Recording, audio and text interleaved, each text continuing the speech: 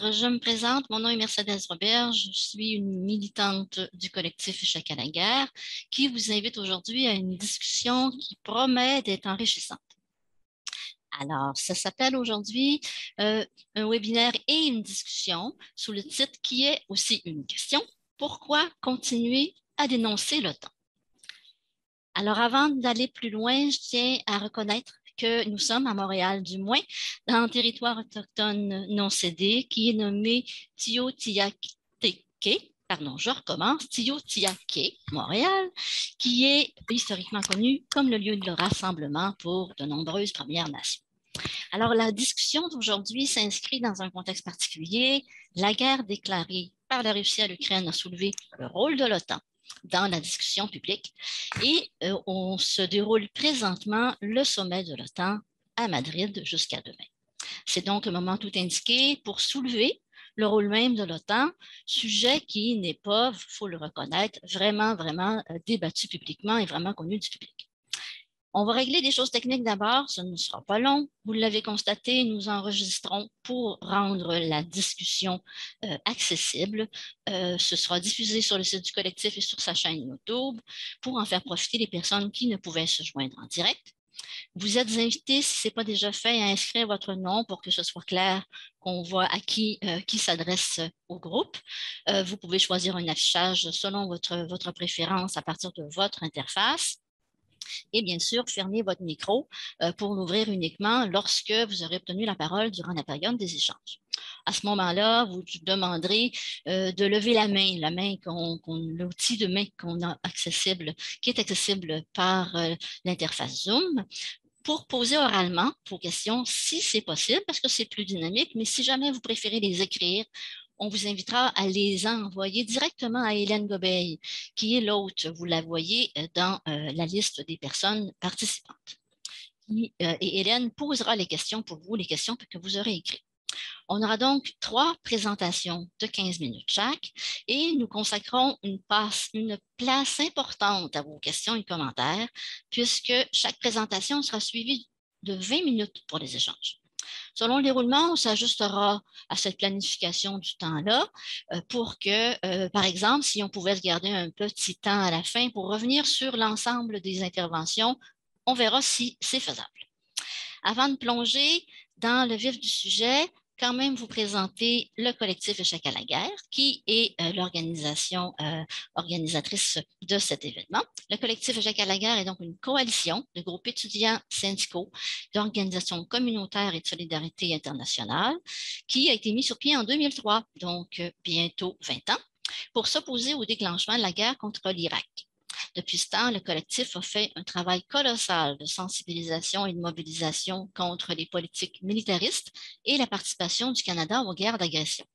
Depuis plus de 10 ans, il mène la campagne annuelle du coquelicot blanc aux environs du jour du souvenir, justement pour se souvenir de toutes les victimes des guerres, les victimes civiles et les victimes militaires, et bien sûr parler de la militarisation.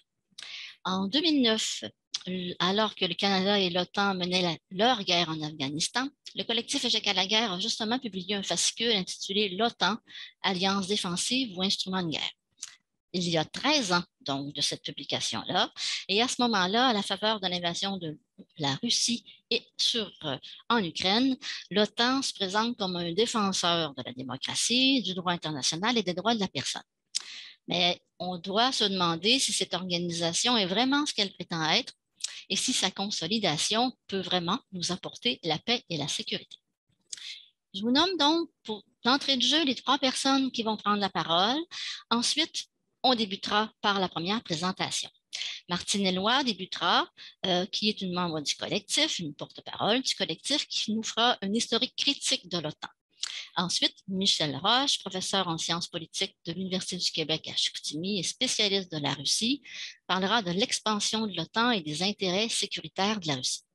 Pour terminer, Raymond Legault, également du collectif, abordera les promesses faites à l'URSS Russie et se demandera quels objectifs la Russie semble poursuivre en Ukraine. On débute donc par Martine Eloi. Martine Eloi s'est engagée depuis de nombreuses années dans le mouvement contre la guerre et elle a participé participé à la lutte pour faire de Montréal une zone libre d'armes nucléaires dans les années 80 et s'est intéressée à la critique féministe du militarisme.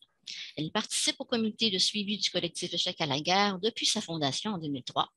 Elle est également engagée à la Ligue des droits et libertés. Martine, on t'écoute. Alors, merci Mercedes. Je vais commencer par un rapide survol historique de l'OTAN et par la suite, je vais tenter de déconstruire quelques-unes des images trompeuses que cette organisation projette. Alors d'abord, un peu d'histoire. L'Organisation du traité de l'Atlantique Nord, l'OTAN, a été mise en place à Washington en 1949 et regroupait 12 pays, les États-Unis, le Canada et 10 pays d'Europe de l'Ouest et du Nord. Au lendemain de la Seconde Guerre mondiale, les relations entre ces pays et l'URSS s'étaient rapidement transformées, passant au début d'une alliance saluée contre le nazisme à une confrontation entre les pays démocratiques d'une part et les pays communistes d'autre part. C'est la période qu'on nomme la guerre froide, qui opposait deux alliances politiques et militaires, l'OTAN et le pacte de Varsovie, mis en place en 1955, 6 ans après l'OTAN. En tout, le déséquilibre des forces au sein de l'OTAN était énorme. Au tout début, car au sortir de la Deuxième Guerre, les États-Unis étaient la puissance dominante au niveau mondial, aussi bien au plan économique que politique et militaire, alors que les pays européens étaient affaiblis et en ruine. De plus, la forte présence des bases militaires des États-Unis et le déploiement des armes nucléaires états-uniennes, qui se présentaient comme une garantie de sécurité pour l'Europe occidentale, était en fait une sérieuse limitation à la souveraineté des pays européens. Il y a eu des périodes de résistance, notamment de la part de la France et de l'Allemagne, mais depuis l'invasion de l'Ukraine, on assiste à un mouvement de resserrement autour de l'axe OTAN-États-Unis. À témoin, la Suède et la Finlande, qui abandonnent leur statut de pays neutre pour se joindre à l'OTAN, et la récente décision du Conseil européen d'accorder à l'Ukraine le statut de candidat à l'Union européenne. Il faut savoir que des pans importants de l'OTAN sont peu connus parce qu'ils sont sous le sceau du secret militaire. Les décisions et les déclarations ne sont pas mises au vote, mais sont plutôt arrêtées par consensus après de multiples discussions, négociations et tractations à divers niveaux, en privé, sur la place publique et au sein des comités. Dans un tel contexte, il est clair que le déséquilibre des forces et des moyens fait en sorte que ce sont généralement les points de vue des États-Unis qui prévalent au sein de l'OTAN. La fin de la guerre froide avec la chute du mur de Berlin en 1989 et la dissolution du pacte de Varsovie et de l'URSS en 1991 aurait pu et aurait dû d'ailleurs entraîner la dissolution de l'OTAN et conduire à une réduction des budgets militaires et à une réaffectation de ces budgets à des fins socialement utiles et environnementalement viables. Mais comme vous vous en doutez, cela ne fut pas le cas. En Occident, l'OTAN est présenté et perçu comme une alliance défensive, un rempart du monde libre contre la menace militaire des pays de l'ex-bloc communiste. Rien n'est plus loin de la réalité. Après la dissolution de l'URSS et la fin de la guerre froide, un des objectifs stratégiques des États-Unis a été d'empêcher l'émergence d'une autre puissance capable de rivaliser militairement avec eux, notamment la Russie et la Chine, mais aussi l'Europe. Ainsi, depuis 1991, les États-Unis ont poursuivi une politique d'encerclement à l'égard de la Russie et en 1994, l'OTAN a lancé une offensive en vue de l'adhésion des ex-pays communistes. Alors, malgré la promesse du secrétaire d'État des États-Unis dans le contexte des négociations pour la réunification de l'Allemagne, pas un pouce de plus vers l'Est, l'OTAN est passé de 16 pays membres en 1999 à 30 aujourd'hui. Cette expansion et la perception qu'en aura la Russie seront abordées par Michel Roche. Les pressions pour que l'Ukraine et la Géorgie soient admises à l'OTAN s'inscrivent dans cette même logique, tout comme les projets liés au bouclier antimissile en Pologne et en Roumanie. Excusez-moi. L'objectif avoué des États-Unis était d'élargir à la fois le mandat, le terrain et les moyens d'intervention de l'OTAN pour l'étendre à l'affrontement des dangers et à la résolution des crises partout dans le monde. On voit qu'on est à des années-lumière de l'objectif formulé au moment de la création de l'OTAN, soit d'être une alliance défensive face à la menace militaire des pays du bloc communiste.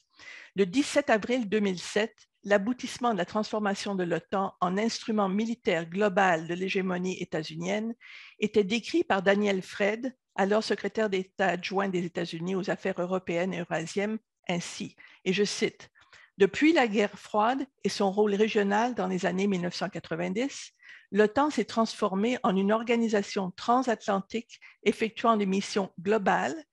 Tout appartient potentiellement à la zone de l'OTAN. L'OTAN est en train de développer les capacités et les perspectives politiques nécessaires pour s'attaquer aux problèmes et aux éventualités qui surviennent dans le monde entier. » Rien de moins. Alors, cette politique a notamment entraîné une hausse importante des dépenses militaires pour plusieurs pays de l'OTAN, incités à moderniser leur arsenal militaire. Selon le plus récent rapport du Stockholm International Peace Research Institute, qu'on appelle communément le SIPRI, les dépenses militaires mondiales se sont élevées à 2113 milliards de dollars US en 2021, en hausse constante depuis 2015. Les dépenses militaires des 30 pays membres de l'OTAN représentent maintenant plus de la moitié du total mondial et à elles seules, les dépenses militaires des États-Unis ont constitué 38% des dépenses mondiales, soit plus que le total combiné des 9 autres pays en tête de liste, incluant la Chine, 14%, et la Russie, 3,1%. En ce qui concerne le commerce mondial des armes pour la période de 2016 à 2020, 6 des 10 principaux pays exportateurs sont des membres de l'OTAN, totalisant près de 60% des ventes. Bien loin donc de n'être qu'une alliance défensive, l'OTAN a été à l'origine de 2 guerres, la guerre du Kosovo en 1999 et la guerre en Afghanistan qui a duré 20 ans, de 2001 à 2021, et qui a laissé ce pays à feu et à sang. En ce qui concerne l'Afghanistan, la guerre a été déclenchée et dirigée par les États-Unis à la tête d'une coalition de pays, principalement des membres de l'OTAN, dont le Canada. Dans les 2 cas, le Kosovo et l'Afghanistan, l'OTAN a précipité l'agression et écarté toute autre issue. En 2011, en détournant de son objectif une résolution du Conseil de sécurité visant la protection des populations civiles, l'OTAN a aussi lancé une guerre contre la Libye qui a plongé le pays dans le chaos jusqu'à aujourd'hui, comme ça a été le cas d'ailleurs pour les guerres en Irak et en Syrie, auxquelles de nombreux pays de l'OTAN ont participé. Il y a donc plusieurs années que l'OTAN est une alliance offensive, guerrière, et non une alliance défensive. Mais il y a plus. Alors que l'OTAN et ses membres se scandalisent du fait que la Russie a violé les règles du droit international en envahissant l'Ukraine, ce qui est tout à fait vrai, il faut savoir que les guerres menées par l'OTAN et ses membres ont été tout aussi illégales car elles ont été lancées sans mandat du Conseil de sécurité des Nations unies à cet effet. Maintenant, l'autre image que l'OTAN se donne est celle de défenseur de la démocratie et de la liberté. En 2010, l'OTAN s'est décrit comme une communauté de valeurs uniques en son genre, attachée aux principes de la liberté individuelle, de la démocratie, des droits de l'homme et de l'état de droit. Encore une fois, cette image n'a pas grand-chose à voir avec la réalité. D'abord, notons que l'OTAN a accepté dans ses rangs des pays dirigés par des dictateurs notables, dont le Portugal sous Salazar, de même que la Grèce sous les dictatures des colonels de 1967 à 1974. On peut aussi questionner l'attachement des États-Unis et de leurs alliés à l'OTAN à la démocratie et aux droits de la personne sur la base de leur collaboration étroite avec des seigneurs de guerre en Afghanistan ou des modérés affiliés à Al-Qaïda en Syrie et de leur vente massive d'armes à des pays comme l'Arabie saoudite, l'Égypte et les Émirats arabes unis, pour ne nommer que ceux-là. De plus, en tant qu'instance supranationale, dont une bonne part des activités est de surcroît sous le secret militaire, l'OTAN échappe au contrôle démocratique. C'est ainsi que le respect de leurs engagements envers l'OTAN ont servi de justification à plusieurs pays membres pour poursuivre leur implication dans la guerre en Afghanistan, malgré l'opposition majoritaire de leur population. De la même façon, l'exigence de consacrer au moins 2% de leur PIB aux dépenses militaires n'est pas soumise au débat parlementaire et encore moins au débat public au sein des pays membres de l'OTAN. L'expansion de l'OTAN et son mandat global entrent directement en contradiction avec le mandat de l'Organisation des Nations unies, l'ONU, dont le but premier est de maintenir la paix et la sécurité internationale, avec celui du Conseil de sécurité, auquel l'ONU confère la responsabilité principale du maintien de la paix et de la sécurité internationale. C'est aussi en contradiction avec l'article 53 de la Charte des Nations unies qui stipule qu'aucune action coercitive ne sera entreprise en vertu d'accords régionaux ou par des organismes régionaux sans l'autorisation du Conseil de sécurité. C'est à se demander si l'OTAN ne cherche pas à supplanter l'ONU. Et d'ailleurs, un accord signé le 23 septembre 2008 entre le secrétaire général de l'ONU et celui de l'OTAN officialisait la volonté d'accréditer l'OTAN comme une force internationale de paix, attachons nos tucs, au service de l'ONU. Inutile de dire que cet accord a été fortement dénoncé par la Russie et la Chine, de même que par un ex-assistant secrétaire général de l'ONU, Hans von Sponeck. Maintenant, voyons quel rôle le Canada joue dans l'OTAN. L'image que le Canada veut propager d'un pays essentiellement pacifique est en contradiction flagrante avec son rôle à l'OTAN en tant que proche allié des États-Unis. N'oublions pas que la politique étrangère et militaire du Canada est intimement liée à celle de l'OTAN et que le Canada y joue d'ailleurs un rôle significatif. Le Canada fournit régulièrement des militaires, y inclut des hauts gradés, aux opérations de l'Alliance.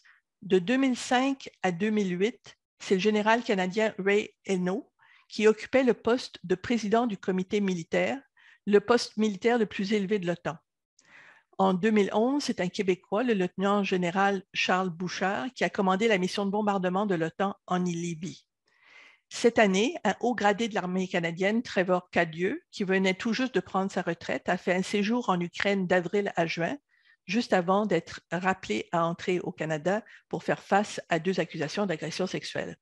Et Rick Hillier, ex-chef d'état-major de la Défense, est pressenti pour présider un groupe de conseil stratégique pour les forces de défense territoriale de l'Ukraine. De plus, le Canada sert de terrain d'entraînement pour les forces de l'OTAN. Le Canada a aussi contribué de manière importante à la formation de militaires et samedi dernier, le New York Times rapportait que des forces spéciales canadiennes participent en Ukraine à un réseau de l'OTAN qui fournissent des armes et de l'entraînement aux forces ukrainiennes. De plus, le Canada a contribué des millions en armement, de l'artillerie, des lance-roquettes, des blindés légers. Ne devrions-nous pas nous rendre à l'évidence que le Canada est déjà en guerre? Dans la guerre actuelle en Ukraine et la crise qui l'a précédée, le Canada n'a fait aucun effort pour promouvoir la négociation et a plutôt encouragé la confrontation, entre autres en insistant que l'Ukraine et la Géorgie soient admises à l'OTAN et en faisant des déclarations fracassantes à l'effet que l'agression de l'Ukraine représente une menace pour le monde entier. Lors du sommet de l'OTAN qui vient de s'ouvrir, nous risquons d'avoir droit à des déclarations réaffirmant la détermination de l'Alliance à protéger la démocratie et l'État de droit, voire la paix dans le monde, et ceci sans doute par une augmentation et une modernisation de l'arsenal militaire de l'Ukraine et de l'Europe de l'Est. À voir comment la guerre en Ukraine a resserré les rangs de l'OTAN, à voir les annonces de Biden d'un coût de milliards de dollars d'aide militaire supplémentaire et sa déclaration à l'effet que son objectif est d'affaiblir la Russie, et à voir les pays européens qui ouvrent les portes grandes à l'adhésion de l'Ukraine à l'Union européenne, ce n'est pas la paix qui pointe à l'horizon, mais bien un affrontement à finir entre les grandes puissances pour établir leur domination sur le monde. Pour les peuples de tous les pays, pour vous et moi, cela ne peut être gage de paix et de justice. C'est tout le contraire qui nous attend.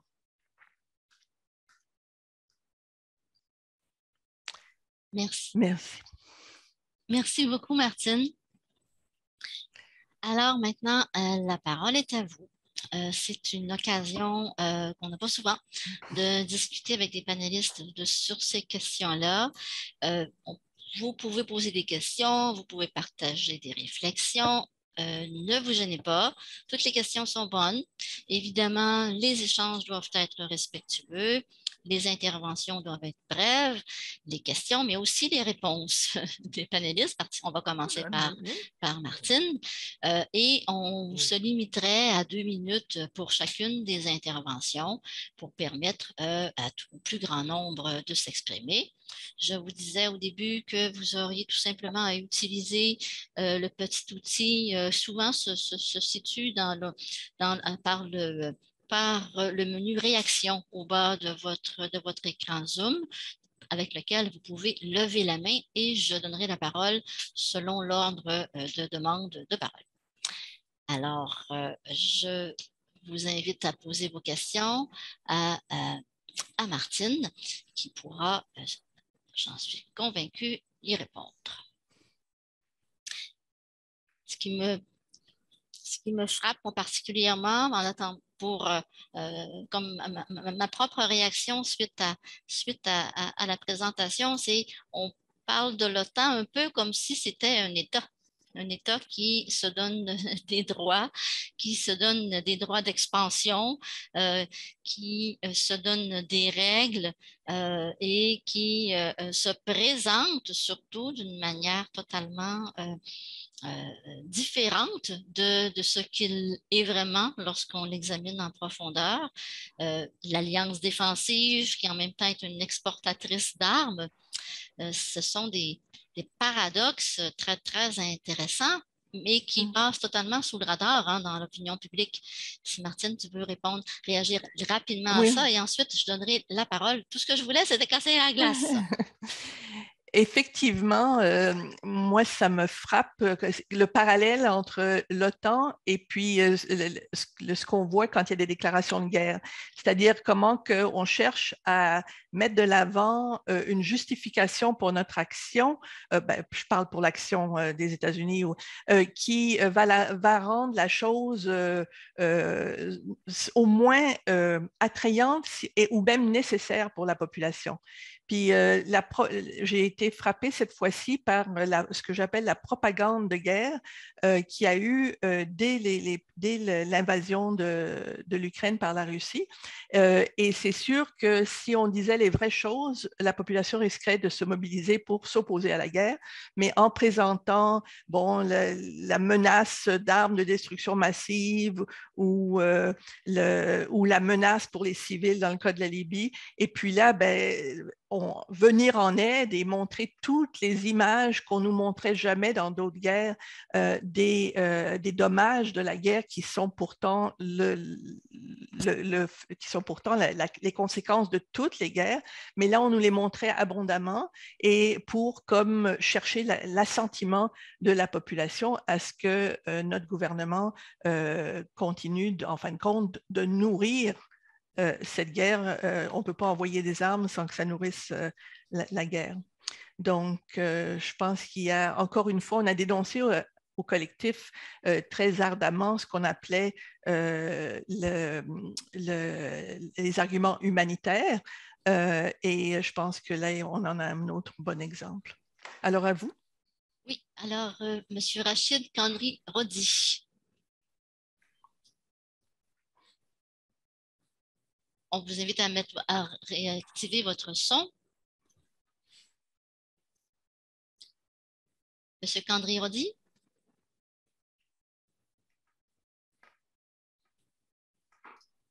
Voici, oui, bonsoir voilà. Tout le monde. Est-ce que vous m'entendez bien? Oui. Oui, excellent. Merci beaucoup pour cette belle initiative et puis cette belle présentation de Martine. J'étais étonné, en fait surpris aujourd'hui de lire dans les médias qu'il y ait plusieurs milliers de personnes qui sont sorties à Madrid manifester contre l'OTAN, justement. Alors, ma surprise, en fait, vient du fait qu'avec ce qui se passe, comme vous le savez, en Europe, et puis les plus concernés, si vous voulez, dans leur défense, entre guillemets, par l'OTAN, c'est évidemment les pays de l'Europe de l'Ouest. L'Occident, la partie de l'Occident qui se trouve en Europe, si vous voulez. Et puis, je ne sais pas, j'étais surpris parce que je pensais qu'en ce moment, au moins, les populations là-bas de l'Occident, en Europe, seraient au moins neutres, disons, pour ce qui est de leur réaction ou ce qu'ils pensent de l'OTAN. Mais c'est ça, alors... à votre avis, est-ce que les populations en Europe, malgré ce qui se passe, sont de plus en plus en faveur de l'OTAN ou de moins en moins en faveur de l'OTAN? Ma surprise vient en fait de ce fait-là. Moi, je ne pensais pas qu'il serait sorti en ce moment-là, peut-être plus tard ou avant ce qui se passe en Ukraine. Mais là, en ce moment-là, j'étais vraiment surpris. Voilà ma question. Oui, et c'est difficile de dire quand on n'est pas sur place quelle est l'importance des mobilisations. C'est clair que, d'après moi, c'est clair que la guerre en Ukraine et ce qui se déroule depuis l'invasion de l'Ukraine a eu une influence. On le voit d'ailleurs avec la Finlande et la Suède, où ces deux pays-là avaient comme quasiment une fierté d'être restés neutres par rapport aux grandes alliances et ne faisaient pas partie de l'OTAN. Mais dans le cas de la Finlande, je pense que le pourcentage qui était en faveur de se joindre à l'OTAN était autour de 26% avant la guerre en Ukraine et c'est rendu autour de 76% maintenant. Donc, c'est clair que ce qui se passe, appuyé par justement cette propagande de guerre, a une influence et fait bouger l'opinion publique en faveur d'appuyer l'Ukraine. Mais heureusement, il y a des gens qui s'organisent, qui voient, disons, à notre avis, plus clair dans le rôle de l'OTAN dans le monde et qui continuent à faire un travail de mobilisation. Ce que vous avez vu aujourd'hui, là, ça a commencé à se préparer en janvier dernier et puis ça se voulait international, mais en fait, c'était surtout des pays d'Europe qui organisent des manifestations, principalement à Madrid. Ça s'appelait le sommet de Madrid contre l'OTAN. Merci beaucoup. Une question a été posée dans l'onglet discussion. Je vous invite à l'envoyer directement à Hélène Gobeil, mais exceptionnellement, je vais la lire. Sinon, ça pourrait donner lieu à des discussions à l'intérieur par écrit. Alors, Martin Fontaine indique « Nos médias si objectifs, entre guillemets, ne seraient-ils pas pro-OTAN au point d'en faire la propagande? Au début de la guerre, la Russie devait s'effondrer suite aux entreprises occidentales qui s'enfuyaient de la Russie. Pourtant, hier, j'ai vu aux nouvelles des images de Russie forte où les choses vont bien. La Russie ne semble pas du tout désemparée et écrasée. » Évidemment, on parle ici particulièrement de la Russie, mais c'est lié à la vision, c'est lié aussi à la présentation qu'on nous fait de l'OTAN et de son rôle. Martine, veux-tu réagir à cela? Ben, je ne pense pas qu'on puisse dire que la politique officielle est d'appuyer l'OTAN, mais c'est clair que la propagande de guerre, c'est aussi qu'est-ce qu'on nous sert comme information et qu'il faut chercher des fois assez longtemps pour trouver des sources d'informations alternatives ou qui présentent, disons, un point de vue moins propagande. D'ailleurs, c'est un des rôles qu'on se donne au collectif, c'est d'essayer de donner accès à ce genre d'informations qu'on considère fiables, sérieuses, mais critiques. Et si ça vous intéresse, si vous n'êtes pas déjà sur les listes du collectif, vous pouvez vous inscrire pour recevoir on a un bulletin qu'on envoie une fois par 2 mois, pardon, et où on donne le plus possible de sources d'informations qui nous offrent un point de vue alternatif. Mais je ne sais pas si vous avez l'occasion de le voir, mais un texte qu'on a écrit justement sur l'OTAN vient de paraître lundi, là, il y a 2 jours, dans Le Devoir. Le lien vers cet article-là vient d'ailleurs d'être mis dans la discussion. Mais effectivement, ce que vous dites soulève vraiment l'importance de la communication et du contrôle de l'information jusqu'à un certain point dans les mobilisations ou l'absence de mobilisation des gens par manque d'information. On voit l'importance que la communication peut revêtir. Et entre autres, ce n'est pas pour rien qu'on dit qu'en temps de guerre, la vérité est la première victime. Martin Fontaine a juste levé la main, peut-être pour compléter sa question. Oui, en fait, j'aimerais aussi parler des entreprises fabricantes d'armes. J'ai suivi un peu là, Northrop Grumman qui fabriquait des drones, ainsi que Lockheed Martin, etc. Et tu sais, je me dis, j'aimerais s'entendre vos points de vue, à savoir, est-ce que vous voyez une interférence ou un intérêt direct ou indirect de ces entreprises-là dans ce qui se passe concrètement en Ukraine? Là? J'ai même l'hypothèse que oui, mais tu sais, je n'ai pas de piste claire. Là. Je ne sais pas si. Ou l'ensemble des entreprises militaires. Là, je voulais entendre votre opinion là-dessus. Oui. Ben, rapidement, je vais dire que c'est clair que ce qu'on appelle le complexe militaro-industriel est vraiment un des grands gagnants de toute guerre parce que les armes ont ceci de ont cette caractéristique que dès qu'ils sont utilisés, il faut les remplacer. Alors oui, il y a un profit énorme et on peut pas faire abstraction du fait qu'il y a des compagnies qui ont de l'argent à y faire. Puis en passant, on se bat depuis des années pour que le Canada arrête d'exporter des véhicules blindés en Arabie Saoudite, alors qu'on sait très bien qu'ils sont utilisés au Yémen. Et on ne réussit pas à casser, à faire en sorte que le Canada casse ce contrat-là qui est contre le droit international et même contre la législation au Canada qui interdit d'exporter des armes quand on sait qu'elles vont servir contre des civils. Mais s'il y a des gens qui ont plus de Raymond ou Michel, si vous voulez ajouter, allez-y. Moi, j'ajouterais simplement deux choses.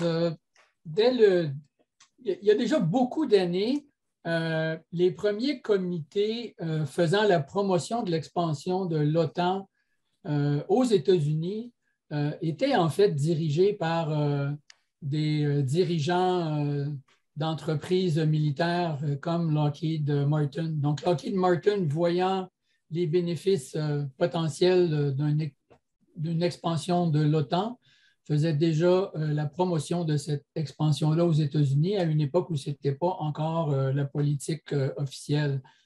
Quand les guerres éclatent, comme celle en Ukraine, les actions des grandes compagnies montent beaucoup sur le marché.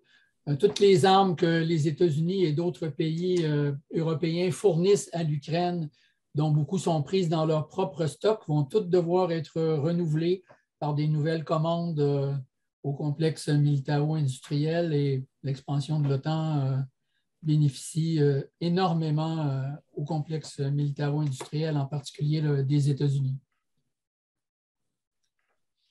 Hélène m'a indiqué qu'elle avait reçu une question, puis ensuite, on pourrait passer à la question d'André Laflamme pour demander à Martine de répondre aux deux en bloc, puisqu'on approche de la fin de cette période-ci de discussion. Hélène, peux-tu? Oui, il y a une question ici de Nituga qui décide au Canada de la participation à l'OTAN, le Parlement ou le gouvernement?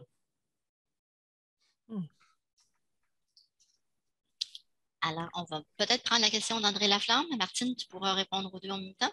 André Laflamme? Oui, bonjour. J'aimerais savoir, moi particulièrement, pour pouvoir avoir de l'information, je ne regarde pas les médias télévisés. OK? Alors, si je veux avoir de l'information précise, bien équilibrée, je vais sur Internet. Ma question, c'est de savoir, est-ce qu'il y a des médias qui nous permettent d'avoir une vision équilibrée selon les faits, savoir au juste comment ça se passe vraiment du côté de la Russie, du côté des Occidentaux aussi, pareil. Parce que, d'après, en tout cas, de ce que je peux voir, il n'y a pas grand média qui prône la paix. Hein? Lorsqu'on regarde, puis j'essaie ici de regarder le Journal de Montréal, il suffit que lorsqu'il y a une critique qui est faite contre la Chine ou encore contre la Russie, ben, tous les chroniqueurs sont au diapason avec le New York Times puis avec la CIA aussi. Alors ici au Québec, est-ce qu'il y a des médias, un média qui nous permet, moi j'en connais un, c'est l'autre journal, OK? Où justement on nous parle de la paix. Puis la paix, c'est le but ultime. Puis présentement, là, il n'y a pas de diplomatie, c'est du vote en guerre. C'est que ça qu'on connaît, c'est décevant. C'est décevant. Puis je trouve que c'est encore pire que ce qu'on a pu vivre, OK, au moment de la guerre en Irak. Parce qu'il n'y a personne qui sort dans la rue. lorsqu'il y a eu la guerre en Irak, combien de dizaines de milliers de personnes ont manifesté? On est dans une totale indifférence.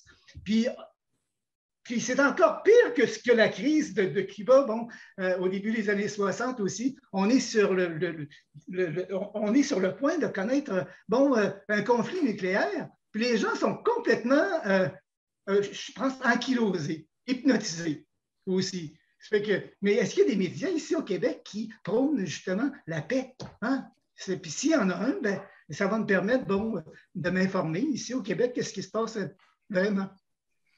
Merci. Alors, Martine, 2 questions. Qui décide de la participation du Canada à l'OTAN et comment aller chercher une information équilibrée? Moi, je dirais une information alternative à l'information dominante. Malheureusement, il y en a beaucoup beaucoup de sources sont des sources anglophones. Donc, pour certaines personnes, ça peut être un problème important d'accès. Encore une fois, j'ai l'air de faire de la pub, là, mais on traduit des articles qu'on trouve particulièrement, on les fait traduire par des militants du collectif et on les met en ligne. Donc, ça donne accès à des sources d'informations qui autrement seraient réservées aux personnes qui lisent l'anglais. Il y a, en fait, j'ai pas je vais laisser d'autres ajouter. Je n'ai pas vraiment de suggestions en français au Québec très, très complètes. C'est sûr qu'on peut trouver des choses sur Ricochet, on peut trouver des choses sur Pivot, on peut trouver des choses sur Ababor, mais les sources, les principales sources pour nous sont des sources qui sont anglophones, quoi. Et puis, en ce qui concerne la participation à l'OTAN, je vais simplement dire qu'à ma connaissance, on est membre de l'OTAN depuis un bout de temps, je sais pas, depuis en fait la création de l'OTAN. Et puis, c'est pas quelque chose qui est revoté, mais je vais laisser Raymond ou Michel préciser la réponse si vous avez d'autres informations.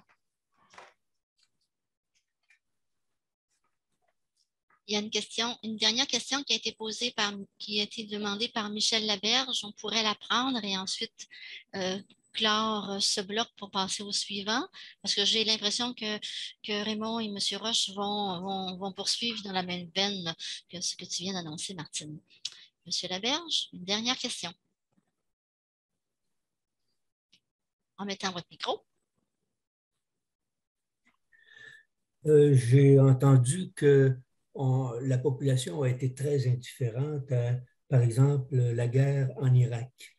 Je ne me souviens pas trop c'est qui a parlé de ça, mais je me souviens qu'en 2003, dans beaucoup de villes du Canada, il y a eu des manifestations contre la guerre avant que la guerre commence en Irak. On accusait l'Irak d'avoir des armes à destruction massive. Et ça venait des États-Unis. Ça a été prouvé après que c'était tout à fait faux. Mais pour indiquer que les manifestations populaires sont importantes encore pour nos gouvernements, je dis encore, mais ça s'est passé en 2003 quand même, c'est qu'au Canada, c'était à ce moment-là, le premier ministre du Canada, c'était... Monsieur Chrétien. Monsieur Jean Chrétien, qui avait décidé que le Canada n'entrait pas dans la guerre américaine contre l'Irak. Il n'a jamais dit que c'était à cause des manifestations, mais on peut supposer assez fortement que l'ensemble de toutes les manifestations qu'il y a eu dans les plus grandes villes du Canada ont influencé le gouvernement de Jean Chrétien. C'est un commentaire que j'ai voulu apporter puis aussi pour mettre l'importance sur l'opinion canadienne et les manifestations. Les manifestations, ça parle beaucoup. Et même si les gouvernements ne semblent pas prêter l'oreille, ils agissent souvent en fonction des manifestations. Merci. Effectivement, on est convaincu que la seule manière de faire détourner, si possible, certaines des politiques de notre gouvernement, c'est par des mobilisations citoyennes. Donc, et puis, je veux juste dire, par contre, on partage votre point de vue que ça a eu, que les mobilisations tellement importantes, il y a eu jusqu'à 250 000 personnes dans les rues, ont contribué à la position officielle du gouvernement libéral à l'époque. Mais en même temps, on doit aussi dire que malgré le fait que le Canada n'a pas officiellement participé, on sait que le Canada a participé en fournissant de l'appui logistique, de la formation, etc. Donc, c'est juste pas pour dire que ce n'est pas utile de manifester, mais pour dire qu'il faut être vigilant et poursuivre même au-delà des positions officielles, s'assurer que ça ne se fasse pas par la bande lorsqu'on dénonce une participation à une guerre. Merci pour votre commentaire. Alors, on pourrait passer au deuxième bloc avec la présentation de Michel Roche, dont le titre est « L'expansion de l'OTAN et les intérêts sécuritaires de la Russie ». Donc, Michel Roche est professeur en sciences politiques à l'Université du Québec à Chicoutimi et spécialiste de la Russie. Ses recherches et publications portent principalement sur le système politique de la Russie, notamment en ayant publié « Thérapie de choc et autoritarisme en Russie, la démocratie confisquée » en 2000. Une autre publication, Capitalisme, néolibéralisme et mouvements sociaux en Russie, publiée en 2015. Il a également séjourné en Russie de multiples reprises où il a emmené des groupes d'étudiants de l'UQAC et d'autres universités dans le cadre de divers cours. Tout récemment, il a publié « La guerre en Ukraine, origine et enjeux pour la Russie » à l'autre journal en avril 2022. Également, Expliquer n'est pas justifié, qui était une réplique à un texte d'André Noël, également publié en avril 2022 chez Pivot. Et récemment, ensuite, également, au mois de mars, La Russie de Vladimir Poutine, un régime bonapartiste au nouveau cahier du socialisme. Monsieur Roche. J'aimerais d'abord remercier le collectif Échec à la guerre pour l'invitation. J'accepte toutes les invitations par les temps qui courent parce que nous nous trouvons actuellement dans une période où convergent diverses sources d'anxiété. Hein? Il y a l'anxiété qui était liée à la pandémie, l'anxiété liée à la crise climatique et là, l'anxiété qui est causée par la guerre et qui pourrait peut-être nous mener vers une situation qui serait encore pire que celle que nous vivons aujourd'hui. Alors, vous savez probablement qu'avec mon collègue Michel Seymour, qui est présent ici avec nous ce soir, j'ai publié une lettre dans Le Devoir appelant à négocier pour mettre fin à cette guerre. Une guerre que je qualifie, comme d'autres, je ne suis pas le seul, d'injustifiable, tout en étant néanmoins explicable.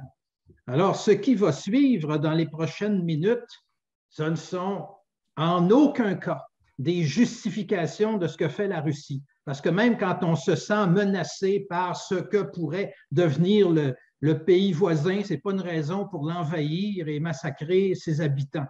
Alors, je veux qu'au départ, cette chose-là soit bien claire. Je ne suis nullement un défenseur du régime politique russe actuel. Je pense que les quelques titres d'ouvrages que j'ai publiés et d'articles, bon, vous avez entendu tout à l'heure, démontrent qu'il y a quand même une longue distance qui me sépare de ce régime.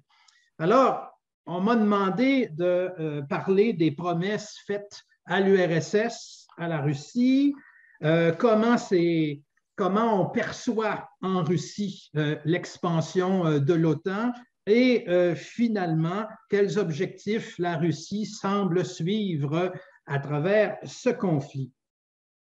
Alors, les États-Unis, le Canada et on en entend souvent à différentes émissions par les temps qui courent, donc différents spécialistes des relations internationales soutiennent qu'il n'existerait pas de preuves de promesses de non-élargissement de l'OTAN et qu'à ce titre, les dirigeants russes auraient absolument tort de prétendre que la Russie s'est fait rouler.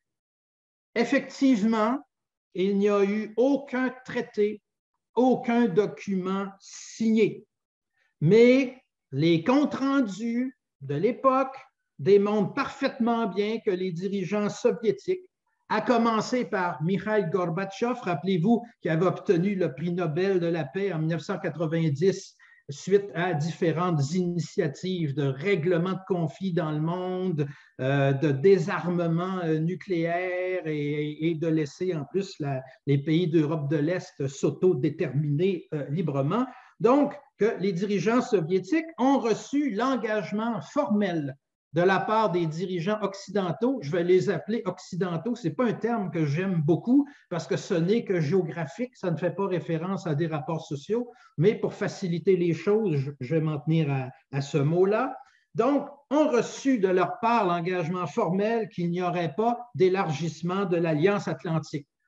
Par exemple, je fais vite, le 9 février 1990, le secrétaire d'État des États-Unis, James Baker, affirme 3 fois plutôt qu'une que la juridiction militaire actuelle de l'OTAN ne s'étendra pas d'1 pouce en direction de l'Est.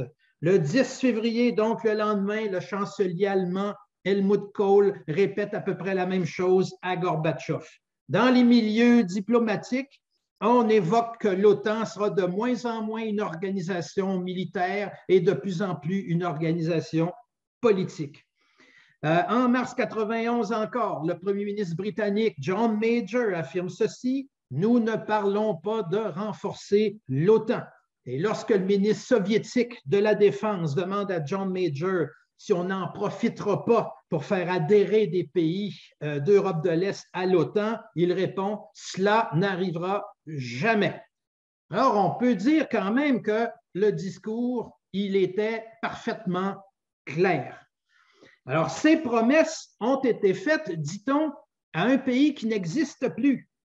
Sauf que, quand ça nous arrange, on évoque que la Russie, finalement, est reconnue comme l'État successeur de l'URSS et que donc la Russie doit respecter les traités antérieurs. Alors, on devrait, de façon similaire, faire la même chose, c'est-à-dire que les promesses que nous-mêmes avons faites à la Russie, ce sont des promesses auxquelles elle est liée, étant donné son appartenance à l'URSS. Mais par la suite, on sait, l'Union soviétique éclate, c'est la thérapie de choc néolibérale qui est imposée au pays. Alors, les difficultés s'accumulent. D'abord, avant l'effondrement du régime, Gorbatchev était de plus en plus contesté par une aile qui était plus libérale encore que celle, j'ai envie de dire néolibérale, que celle qu'il représentait lui-même.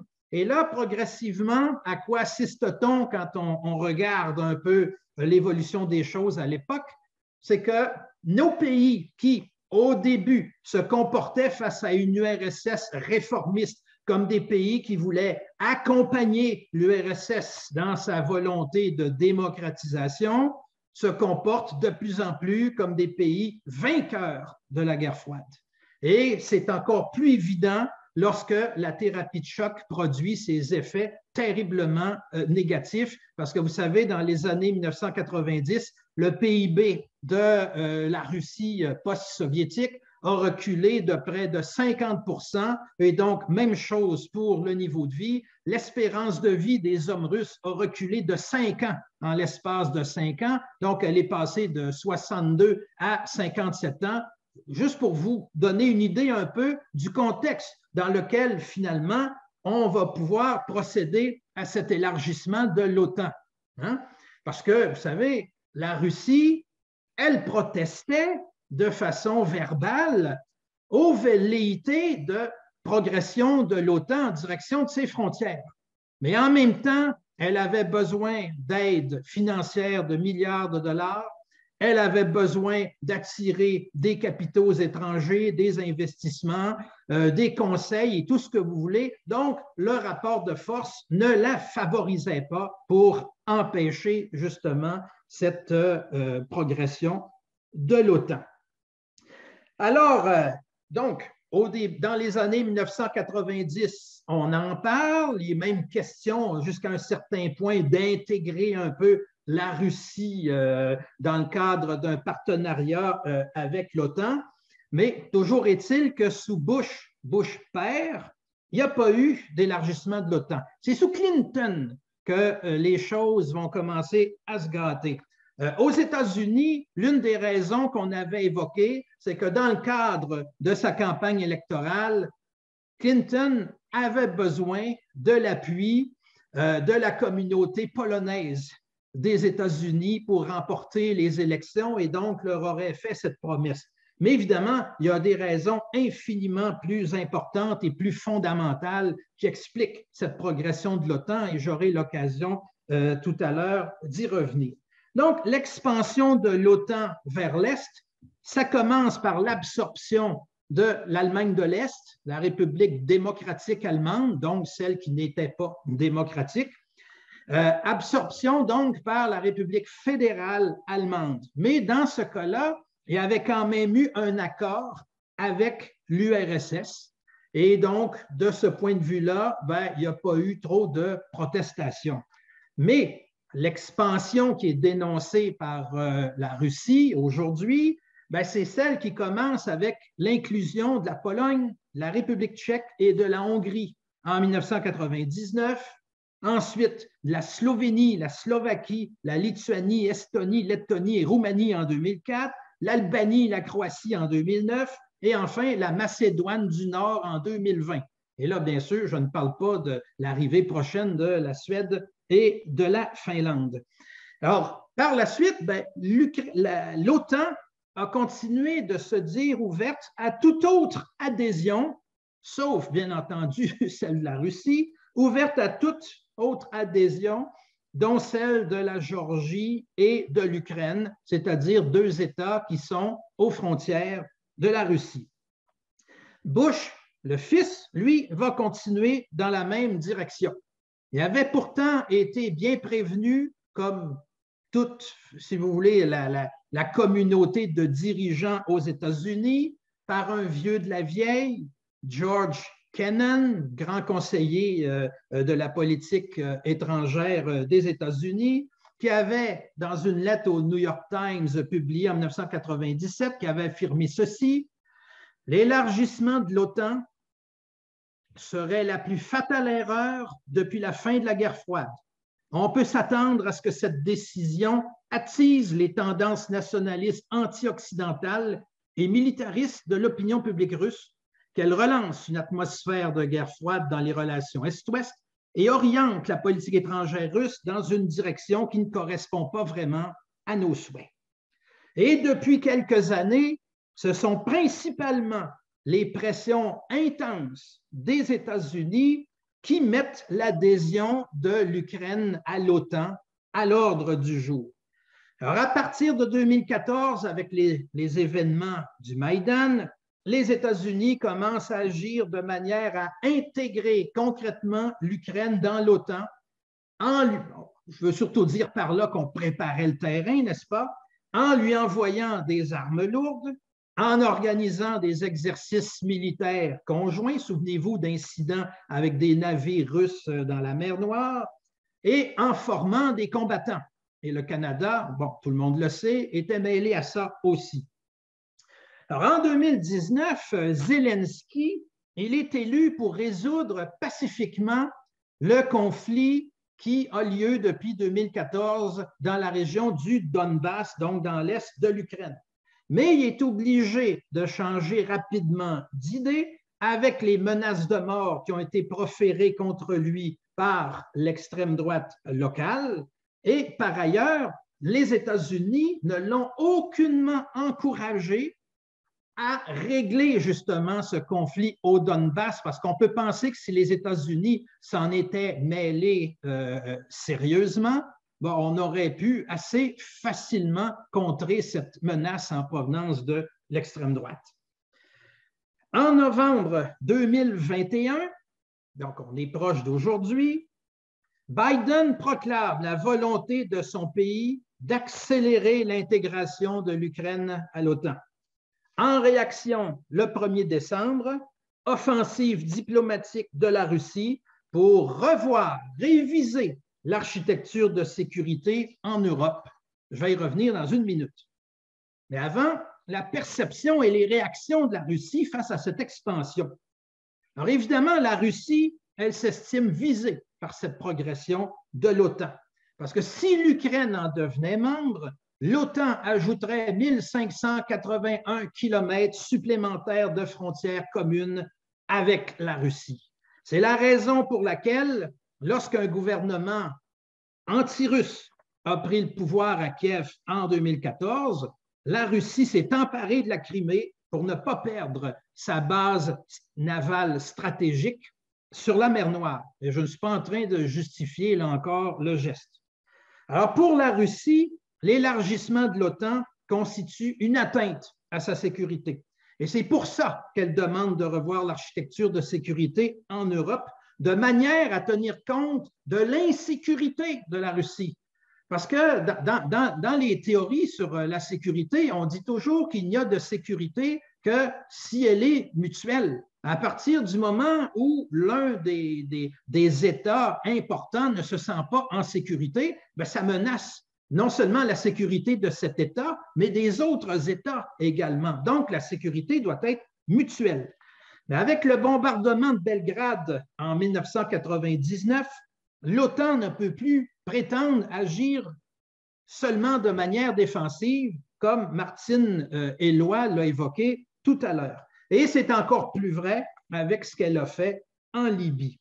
Donc, c'est pour ça qu'il y a eu initiative diplomatique russe en décembre 2021. Là, on peut très bien, c'est un exemple que je répète assez souvent dans les médias, on peut très bien imaginer le Canada ou les États-Unis ferait tout à coup partie d'une alliance militaire, le Canada ou le Mexique, dis-je, ferait partie d'une alliance militaire dirigée contre les États-Unis. Combien de minutes faudrait-il avant que les États-Unis franchissent la frontière avec leur armée? Ben, c'est ça que l'on perçoit du côté de la Russie. Alors, Poutine, dès le 1er décembre 2021, demande la tenue de pourparlers avec l'OTAN pour s'assurer qu'elle ne s'approchera plus de ses frontières, et étant donné que l'Ukraine permet aux troupes occidentales de s'ingérer dans les questions militaires du pays. Vous savez, il y en a qui vont dire pourquoi est-ce que l'Ukraine, c'est plus important que, disons, la Finlande ou les républiques baltes? D'abord, c'est le deuxième plus grand territoire d'Europe après celui de la Russie, avec une population de plus de 40 millions d'habitants. Alors, ça a pris plusieurs mois aux armées d'Adolf Hitler en 1941 avant de réussir à se rendre à Kiev. Alors, tout ça pour démontrer jusqu'à quel point l'Ukraine constitue réellement un coussin de sécurité entre la Russie et l'OTAN, coussin de sécurité donc que l'OTAN s'emploie à détruire, à commencer bien sûr par les États-Unis, parce qu'il y a quand même des dissensions au sein de l'OTAN, il ne faudrait pas l'oublier. Donc, Poutine exige des garanties. En conclusion, peut-être? Oh là là, mais je n'ai pas abordé les objectifs que la Russie semble poursuivre en Ukraine. Bon, ben, quand il y aura les questions, j'y répondrai. Alors, je vais y aller rapidement. Donc, Poutine exige des garanties au sujet de l'expansion de l'OTAN et du déploiement d'armes menaçantes pour la Russie à proximité des frontières de son pays. Et là, il insiste en décembre pour obtenir des garanties légales, parce qu'il a rappelé à ses collègues occidentaux, finalement, qu'autrefois, leurs paroles, les garanties orales, ça ne vaut pas très, très cher. Alors, donc, Poutine a dit, pour nous, c'est plus que du sérieux. Réponse des pays de l'OTAN aux demandes de la Russie, un non sur toute la ligne. Alors, est-ce qu'on passe aux questions ou bien j'y vais rapidement pour les raisons pour lesquelles la Russie... je n'en aurais pas pour longtemps, finalement. Je pourrais au moins vous introduire. Oui? Allez-y, rondement. Bon, j'y vais. On dit souvent, et je pense que c'est parce que ça arrange certains de mes collègues, que tout ça, c'est parce que la Russie est expansionniste, que Poutine est ambitieux ou qu'il est malade, ou enfin, tout ce qu'on voudra. Donc, on crée un peu l'image du monstre, soit dit en passant. C'est vrai qu'il y a beaucoup de sang sur les mains, du sang tchétchène et maintenant du sang ukrainien et bien d'autres. Alors, je ne remets pas ça en cause, mais c'est que surtout, on fait des analyses de type idéologique ou de type psychologique pour expliquer que finalement, c'est leur volonté. Mais expansionniste, avec quels moyens, je pose la question, juste à voir les difficultés immenses qu'éprouve l'armée russe pour s'emparer de l'Ukraine. Hein? Au début, les objectifs, c'était de faire tomber même le régime, et on a vu que ce n'était pas possible.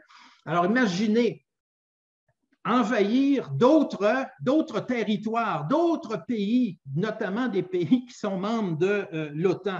Alors, il faudrait d'abord, bien sûr, affronter l'OTAN, mais en supposant qu'on n'aurait même pas affronté l'OTAN, nécessité d'occuper longtemps des territoires hostiles. La Russie, elle est très faible sur le plan économique. Vous savez, depuis 2014, il y a une stagnation et au cours de la dernière année, là, le PIB chute, et ça, c'était avant l'invasion de l'Ukraine. Sans compter une crise démographique qui est terrible, qui est en train de vivre la Russie, qui va perdre environ 20 millions d'habitants au cours des 25 prochaines années. Alors pour moi, l'idée que cette guerre soit le résultat d'une volonté expansionniste, ça ne tient pas debout. J'étais d'ailleurs parmi les premiers surpris que la Russie finisse par attaquer l'Ukraine parce que je n'y croyais pas au début.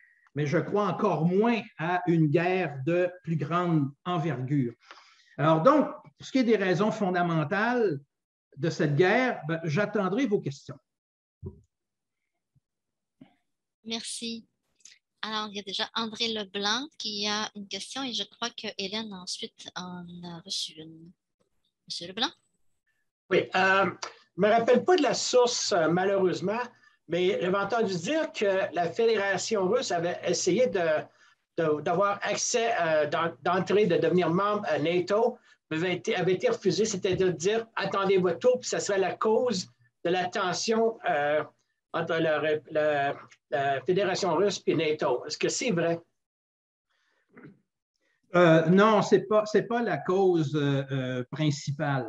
C'est vrai qu'encore en 2000, on a fait une demande formelle à cet effet, mais à mon avis, le plus grave en définitive, c'est surtout qu'on refuse carrément d'abord, on a refusé de mettre fin à l'OTAN de la même manière que de l'autre côté, on a mis fin au pacte de Varsovie, mais aussi, c'est que tout ce qu'on appelait le glacis à l'époque de la guerre froide est passé du côté de l'OTAN. Or, ce glacis-là, si on recule plusieurs dizaines d'années en arrière, donc à la fin de la Deuxième Guerre mondiale, ce que Staline, je parle bien du tyran, là, Joseph Staline, ce que Staline, dans ses négociations avec ses alliés états-uniens, britanniques et autres, mais surtout ceux-là, ce qu'il disait, c'est qu'en l'espace de 20 ans, mon pays a été attaqué 2 fois en passant par la Pologne et les autres pays. Et qu'en conséquence, j'ai besoin de m'assurer de gouvernements amis à ma frontière. Amis, bon, on sait ce que ça veut dire là, pour ce qui est des pays qui ont dû subir évidemment la domination soviétique, mais il reste que c'est comme ça qu'il fallait le comprendre, parce qu'on dit beaucoup aujourd'hui dans l'enseignement des cours de relations internationales, et moi je dois toujours déconstruire ce discours-là, on dit que c'était pour, donner au communisme une plus grande expansion que l'Union soviétique a soviétisé les gouvernements d'Europe centrale et orientale. En fait, même à l'époque, c'était d'abord et avant tout des raisons de sécurité qui ont justifié la soviétisation des gouvernements d'Europe de l'Est. Et donc, c'est le même problème en ce qui concerne l'Ukraine aujourd'hui. Merci. Hélène a reçu une question, on pourrait l'entendre, et ensuite Martin Fontaine, et on vous inviterait à répondre, M. Roche, après la question de Martin Fontaine. Alors, la question est de Ginette Lewis. On parle d'encerclement de la Russie par l'OTAN. Le président Macron a qualifié l'OTAN d'organisme moribond. Face à ce commentaire, Poutine n'aurait-il pas envisagé de profiter de cette faiblesse pour établir son projet d'intervention en Ukraine? Et Martin Fontaine, votre question? Oui, en fait, je me demandais par rapport à la Russie en lien avec ses alliés, c'est-à-dire, bon, je pensais à la Chine notamment, mais bon, en sait-on plus aussi sur, par exemple, la potentielle alliance qu'il pourrait y avoir avec l'Iran, Venezuela ou Corée du Nord? Même, j'ai vu hier Afrique du Sud et Inde là, qui prévariquaient un peu entre le pro-russe ou pro-occidental en lien avec les dons de nourriture, là, etc., là, les problèmes de céréales. Donc, est-ce que ces pays-là pourraient vraiment se cristalliser, là, je pense notamment à la Chine et à l'Iran, militairement et passer une offensive advenant là, un conflit qui déborderait, là, notamment parce qu'on voyait la Russie peut-être un peu faible, mais je pense que les autres sont forts aussi, là, au niveau de la Chine. Merci. M. Roche? Oui, je réponds. Attendez un petit peu, je veux finir de noter. Bon, alors, donc, en ce qui concerne la position de la France, est-ce que Poutine profite des divisions au sein de l'Alliance atlantique? Ben, je pense que, bon, Poutine a sans aucun doute compté sur les divisions entre les principaux dirigeants. Il y a certainement compté parce qu'il savait très bien que l'Allemagne, par exemple, elle est terriblement dépendante du gaz qui est exporté de la Russie. Là, dans le cas de l'Allemagne, c'est 55% la dépendance au gaz russe. Là, ils veulent baisser ça à 35%, je pense, d'ici la fin de l'année, et bon, etc. Puis pendant ce temps-là, bien sûr, le Canada avec GNL et puis les États-Unis là, cherchent à s'emparer d'un marché qui se libère. Mais bon, toujours est-il que si c'est ce que Poutine croyait, ben, il a raté son coup. Vous savez, les objectifs de Poutine, c'était entre autres de subjuguer la nation ukrainienne à la Russie. Alors, ce qu'il a fait a au contraire renforcé le nationalisme ukrainien et il l'a renforcé, y compris du côté, non pas de Russes ethniques ukrainiens, mais du côté de russophones ukrainiens. Donc, il a raté son coup de ce point de vue-là. Il a envahi l'Ukraine dans le but de stopper la progression de l'OTAN. Mais là, l'OTAN est en train de progresser malgré tout, alors il a raté son coup de ce point de vue-là aussi.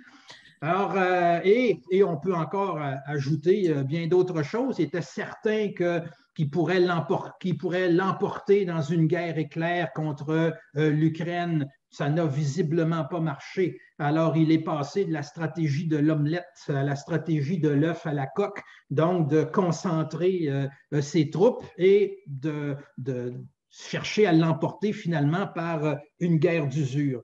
Alors, oui, c'était certainement un élément, mais je ne crois pas que c'était l'élément de loin le plus important. Je pense qu'il a été pris de court par la résistance plus forte que prévue de l'Ukraine, parce que là où il a vraiment cherché à assurer ses arrières, c'est du côté de la Chine, bien évidemment. C'est pas pour rien, la guerre a été déclenchée après sa rencontre avec les dirigeants chinois. Ce qui m'amène d'ailleurs à la deuxième question. Est-ce que la Chine, l'Iran, l'Inde pourraient passer du côté de la Russie dans le cadre d'une guerre à plus grande échelle?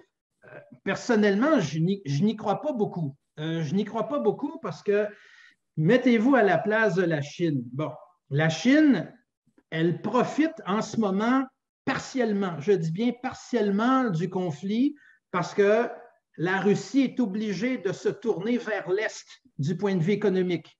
Alors, c'est la raison pour laquelle on réoriente les gazoducs, les oléoducs vers la Chine, vers l'Inde aussi. On commence à exporter de plus en plus d'hydrocarbures de ce côté-là. Mais il reste que la Chine, même si le commerce avec la Russie a augmenté de façon très notable au cours des 2 dernières années, ça reste encore la manufacture de la planète.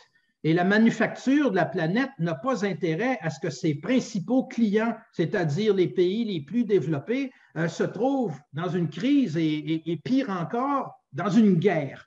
Donc, de ce point de vue-là, je vois très mal la Chine accepter un conflit de grande ampleur, d'autant plus que, bon, il y a la présence des armes nucléaires un peu partout. Alors non, ce n'est pas dans leur intérêt. Puis pour ce qui est des autres pays, ben, ce ne sont pas vraiment de très, très grandes puissances.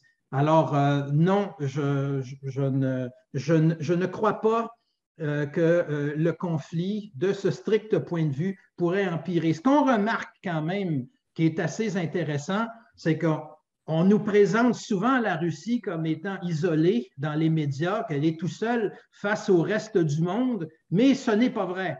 Ce n'est pas vrai, et d'ailleurs, dans votre question, la deuxième question, vous l'avez évoqué tout à l'heure, même des pays comme l'Afrique du Sud, et j'ajouterais, puis je trouve ça un peu triste, même Lula au Brésil, il appuie Poutine.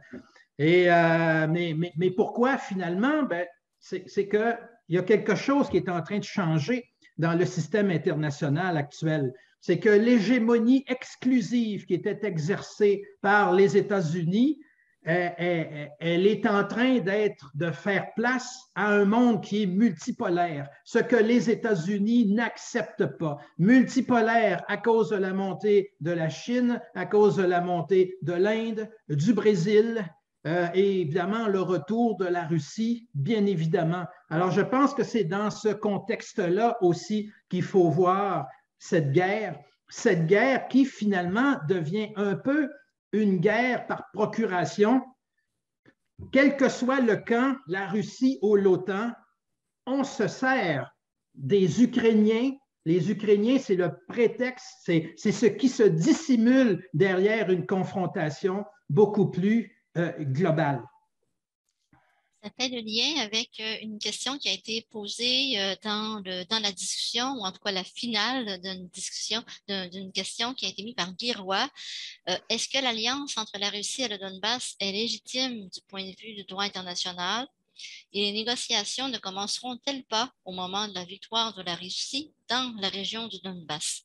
Donc, l'idée du champ de bataille qui est l'Ukraine pour tout ça. Et comme il ne nous reste plus beaucoup de temps, je peux peut-être demander, on pourra y aller avec la question d'André Laflamme et ensuite vous permettre de conclure, M. Roche, et en complétant, si vous voulez poursuivre avec des éléments que vous n'avez pas eu le temps de nommer tout à l'heure sur les raisons, les objectifs que semble poursuivre la Russie en Ukraine. Mais André Laflamme, je vous laisse poser votre question. Ce serait la dernière question, okay, je crois bien, du bloc. Ouais, avant de poser ma question, je veux faire une observation, tout simplement. C'est que la Chine, je pense, elle sera toujours derrière la Russie. Parce que les Américains, ils ont toujours cherché à vouloir faire la guerre avec la Russie, mais toujours en imputant la faute à la Russie. Puis les Chinois savent qu'après la Russie, c'est leur tour qui s'en vient aussi, parce que les Chinois veulent reprendre Taïwan aussi, OK? Ça fait que c'est mon observation aussi, parce que la guerre n'est pas terminée, parce que l'OTAN veut s'étendre jusqu'en Asie, l'Asie-Pacifique, OK? C'est pas drôle. Ma question, OK, elle ne concerne pas ce que je viens de dire. En fait, moi, je me rappelle lorsque Justin Trudeau a été élu, il avait choisi comme ministre des Affaires étrangères Stéphane Dion. Puis pas longtemps après, quelques mois après, il a nommé Chrystia Freeland comme ministre des Affaires étrangères. On sait que Chrystia Freeland est d'origine ukrainienne, okay, aussi. Puis elle est russophobe, elle est russe, okay, évidemment. Puis son grand-père, c'est un collaborateur des nazis à l'époque de Hitler, lorsque les Allemands ont envahi l'Ukraine, etc. Son grand-père, c'était un nazi aussi. Ma question, c'est de savoir, parce qu'en plus, Chrystia Freeland, c'est une grande amie de Victoria Nuland, okay, qui est encore la vote en guerre, celle qui a tout préparé le terrain pour le Maïdan, etc. aussi, pareil aussi. Ça fait que ma question, est-ce que si Justin Trudeau avait tenu le fort et aurait décidé de garder Stéphane Dion comme ministre des Affaires étrangères, parce que Stéphane Dion, c'est une personne posée. Ce n'est pas un vote en guerre, c'est un intellectuel, OK? Puis moi, ce que je pense, là, c'est que c'est l'influence américaine, justement, de vouloir changer, ramener, bon, une russophobe, parce que ça prend ça, quand même, parce que ça prend des soldats pour partir en guerre, pour pouvoir aller affronter Poutine aussi. Alors, ma question, c'est justement, si Justin Trudeau avait agi réellement comme un chef d'État, pondéré, pragmatique, puis en gardant Stéphane Dion, pensez-vous que ça aurait changé quelque chose? Vous savez, c'est une question qui concerne, disons, la politique étrangère canadienne. Je ne m'autorise pas trop à répondre à cela, mais comme j'ai été, il y a quelques mois, convoqué par un comité des communes pour intervenir sur la question du commerce entre le Canada et l'Ukraine, ben, j'ai quand même été témoin de la force du lobby ukrainien. Le Congrès, les Ukrainiens canadiens, il y a aussi Chambre de commerce Canada-Ukraine, etc. Il y a plus de, je pense, 1 200 000 Canadiens qui sont d'origine ukrainienne. Et donc, c'est un lobby important. Je vous rappelle quand même que, alors que Chrystia Freeland n'était pas en politique, le Canada a été le premier pays au monde à reconnaître l'indépendance de l'Ukraine. Alors, je pense que c'est que la question là, du jeu de chaise musicale, là, quel ministre va occuper tel siège, c'est moins la cause de tout cela qu'un effet, je dirais, des facteurs principaux là, que j'ai évoqués. Alors, c'est ce qui conclurait ce bloc-ci. On pourra peut-être avoir du temps à la fin pour revenir un peu sur des éléments qui ont été présentés. Ça nous amène à la présentation de Raymond Legault. Raymond Legault est un co-porte-parole du collectif Échec à la guerre depuis sa création à l'automne 2002.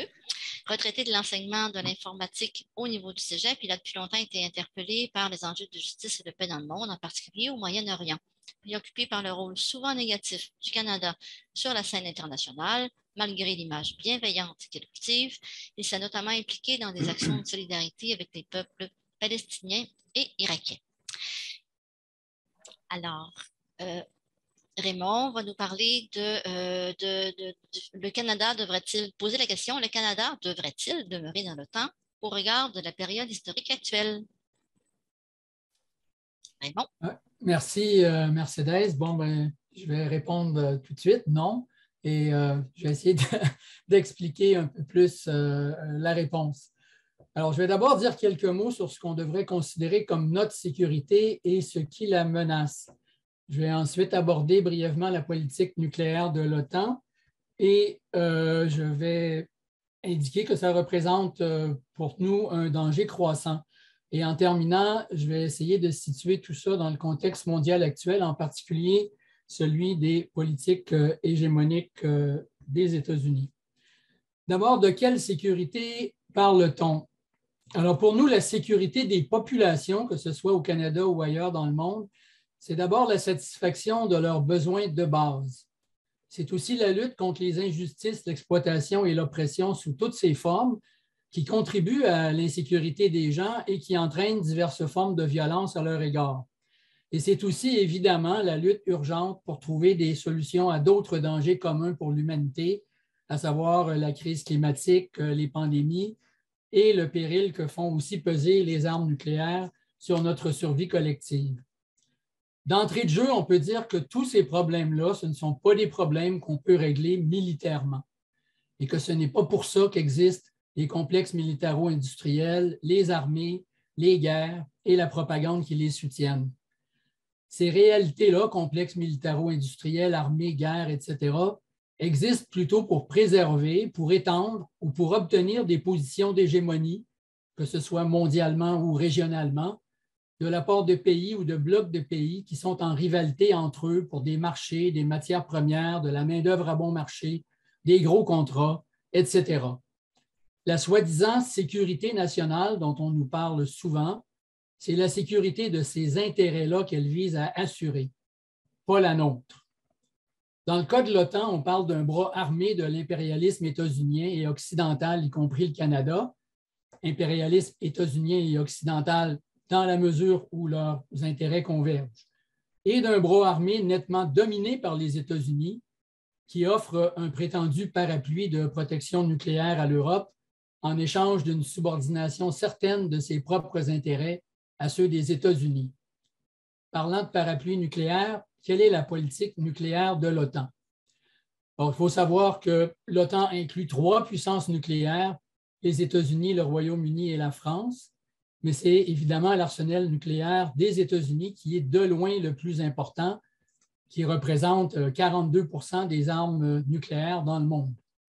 En plus, la mise en œuvre du concept de parapluie nucléaire fait en sorte que 100 à 150 bombes nucléaires des États-Unis sont stationnées dans 5 pays non nucléaires de l'Europe, l'Allemagne, la Belgique, l'Italie, les Pays-Bas et la Turquie. Un peu comme le Canada fait des beaux discours sur ses objectifs ambitieux de réduction des gaz à effet de serre, l'OTAN fait des beaux discours en affirmant vouloir créer les conditions d'un monde sans armes nucléaires. Mais ça sonne tout aussi creux quand on sait que le concept stratégique de l'OTAN affirme que la garantie suprême de la sécurité des alliés est apportée par les forces nucléaires stratégiques de l'Alliance, en particulier celles des États-Unis. Alors, face à ça, il y a 2 questions qui se posent immédiatement. La première, si des pays considèrent les armes nucléaires comme la garantie suprême de leur sécurité, de quel droit peuvent-ils alors vouloir empêcher les autres pays de se doter eux aussi de cette garantie suprême? Car les pays de l'OTAN sont tout aussi résolus à conserver leurs armes nucléaires qu'ils le sont à nier aux autres pays le droit d'en développer pour, soi-disant, leur sécurité. La deuxième question est plus inquiétante en ce qui concerne la santé mentale de nos dirigeants et stratèges politico-militaires.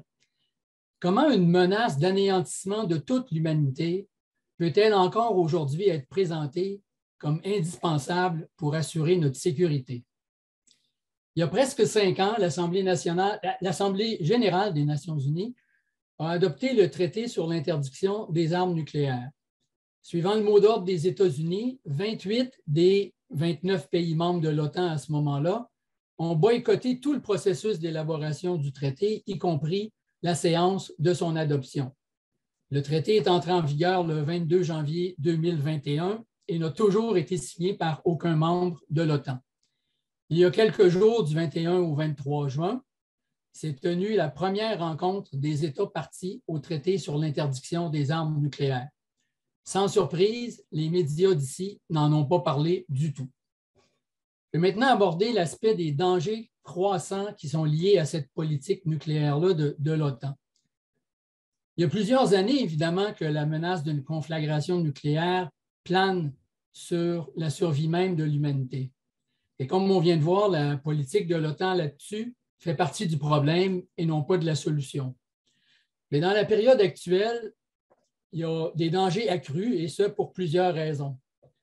D'abord, au fil des dernières décennies, un certain nombre de traités qui limitaient les risques ont été abandonnés.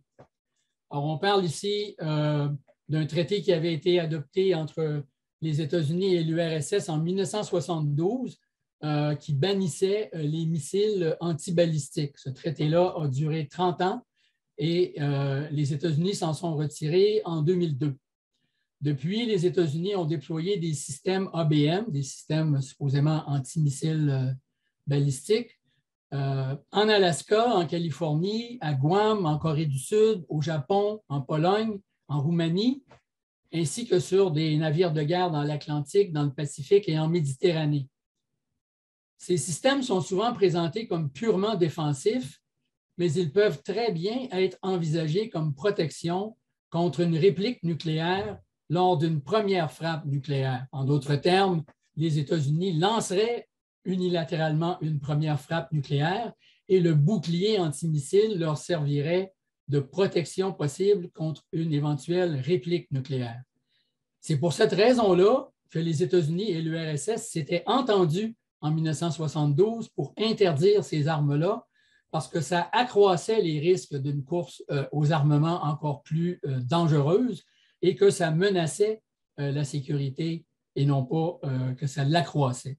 Bon, il va de soi que la Russie et la Chine se sentent menacées par ces déploiements de missiles. En 2019, plus près de nous, les États-Unis puis la Russie se sont retirés du traité bilatéral qui avait été adopté en 1987, donc encore là, qui a duré une bonne trentaine d'années, traité bilatéral sur les forces nucléaires à portée intermédiaire. Donc, des missiles d'une portée intermédiaire, ça avait surtout rapport avec le possible théâtre de guerre européen. On s'était entendu pour les interdire. Alors, depuis 2019, les deux pays, États-Unis et Russie, se sont lancés dans une nouvelle compétition pour développer et déployer ces armes qui étaient auparavant interdites. En novembre 2020, les États-Unis se sont unilatéralement retirés du traité Open Skies de 2002. Ce traité-là n'implique pas seulement la Russie, mais plusieurs autres pays. Et c'est un traité qui permettait à des avions de certains pays de survoler d'autres pays pour observer leur territoire, les survoler évidemment de façon non armée, de façon à surveiller les forces et les activités militaires dans ces pays-là. C'était un genre de moyen de renforcement de la confiance réciproque. La Russie s'est retirée depuis le retrait des États-Unis. À l'abandon de ces traités-là, il faut ajouter le développement de nouvelles armes depuis ce temps-là, des missiles hypersoniques, des drones, etc., et la militarisation croissante de l'espace. Également, une nouvelle course aux armements. Alors, ces jours-ci, le secrétaire général de l'OTAN était fier de dire que depuis 2014, les dépenses des pays membres avaient augmenté de façon continuelle et que d'ici la fin de l'année 2022, en vertu de leur engagement de 2014 à viser 2 % de leur PIB comme dépenses militaires, les pays de l'OTAN auront bientôt investi plus de 350 milliards de dollars US de plus qu'ils ne l'auraient fait sans avoir pris cet engagement-là en 2014. Et il y a finalement une nouvelle course aux armements nucléaires comme tel. Aux États-Unis, c'est l'ensemble de l'arsenal qui sera renouvelé. On parle non seulement de nouvelles bombes, mais de nouveaux bombardiers stratégiques, de nouveaux sous-marins, de nouveaux missiles intercontinentaux. Cet accroissement des dépenses militaires et des risques liés aux armes nucléaires n'est pas le fait des pays de l'OTAN seulement, bien sûr. Par exemple, la Russie a déployé des missiles Iskander d'une portée de 500 km qui peuvent porter des ogives nucléaires ou conventionnelles dans son enclave de Kaliningrad, qui est située justement entre la Lituanie et la Pologne, deux pays membres de l'OTAN et où il y a des déploiements militaires de l'OTAN. D'autre part, un référendum qui a été tenu en Biélorussie le 27 février dernier a modifié la Constitution qui datait de 1991 et qui proclamait la Biélorussie comme territoire sans armes nucléaires, l'a modifié de façon à enlever cet article-là de la Constitution, ce qui pourrait permettre à la Russie d'y ramener des armes nucléaires et ce que la Russie a dit qu'elle ferait si l'Ukraine devenait membre de l'OTAN ou si les États-Unis déployaient des armes nucléaires en Pologne.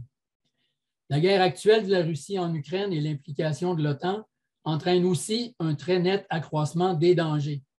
Des dangers, par exemple, que des centrales nucléaires soient atteintes par des bombardements et contaminent des territoires immenses au niveau de toute l'Europe, pas seulement de l'Ukraine, et des dangers de dérapage liés à différents développements qui pourraient survenir au cours de cette guerre-là.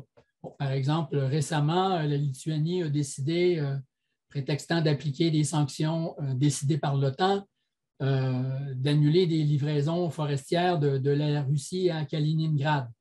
Alors, comme Kaliningrad fait partie de la Russie considère que c'est un peu une atteinte à ses prérogatives internes. Il y a des possibilité qu'éventuellement l'OTAN se risque, en voulant tester ses limites dans la guerre en Ukraine en ce moment, à livrer des armes peut-être trop performantes à l'Ukraine qui pourraient faire aggraver le conflit et l'entraîner peut-être sur d'autres terrains. Mais dans quel contexte d'ensemble est-ce que tout ça se déroule? C'est probablement ça qui est le plus grave. D'abord, comme Martine l'a présenté dans sa présentation, là, les États-Unis ne sont pas dans une posture défensive dans le monde, mais dans une posture offensive, agressive. Leur guerre depuis la fin de la guerre froide en témoigne, que ce soit en Irak en 1991, en Somalie en 1993, au Kosovo en 1999, et ensuite en Afghanistan, en Irak, en Libye, en Syrie, etc. Mais plus récemment, il y a une autre donnée fondamentale qui semble en train de changer. Alors que pendant la guerre froide et après la guerre froide, on a toujours évité tout affrontement direct avec l'URSS et ensuite avec la Russie et aussi avec la Chine. En ce moment, les soi-disant stratégies de défense nationale des États-Unis sont en train d'envisager, et on pourrait même dire de planifier, cette éventualité extrêmement dangereuse d'un affrontement direct. En 2018, la stratégie de défense nationale des États-Unis, sous Trump, a substitué à la guerre contre le terrorisme une nouvelle priorité, la concurrence stratégique à long terme avec la Russie et la Chine. On ajoutait aussi la Corée du Nord et l'Iran dans cet énoncé de défense nationale-là, mais c'est évident que dans le cas de ces deux pays-là, il n'y a pas une si grosse concurrence stratégique que dans le cas de la Chine. Ce qui devrait nous frapper là-dedans, ce n'est pas tant que les États-Unis disent être en compétition stratégique avec la Chine, beaucoup plus qu'avec la Russie d'ailleurs, mais bien que ce soit au cœur de leurs documents d'orientation en matière de doctrine militaire. Autrement dit, on veut compétitionner militairement et utiliser des instruments militaires pour cette compétition stratégique-là. Mais il y a plus. La stratégie de défense nationale de 2018 affirme aussi que si la dissuasion échoue, la force conjointe états-unienne est prête à gagner. C'est vraiment assez invraisemblable de lire des choses comme ça, prête donc à faire une guerre contre des puissances nucléaires et à gagner. Vraiment, la stratégie de défense nationale de l'administration Biden devrait être connue du public prochainement. Sa version secrète a été transmise au Congrès le 28 mars 2022, donc cette année, et une fiche descriptive de 2 pages a alors été rendue publique. Parmi les 4 priorités qui sont esquissées concernant cette nouvelle stratégie de défense nucléaire, de défense nationale des États-Unis, la première et la troisième sont particulièrement inquiétantes. Alors, je vous en fais traduction rapide. Défendre la Russie, ça c'est défendre la patrie, ça c'est la première priorité, face à la menace multidomaine croissante posée par la République populaire de Chine.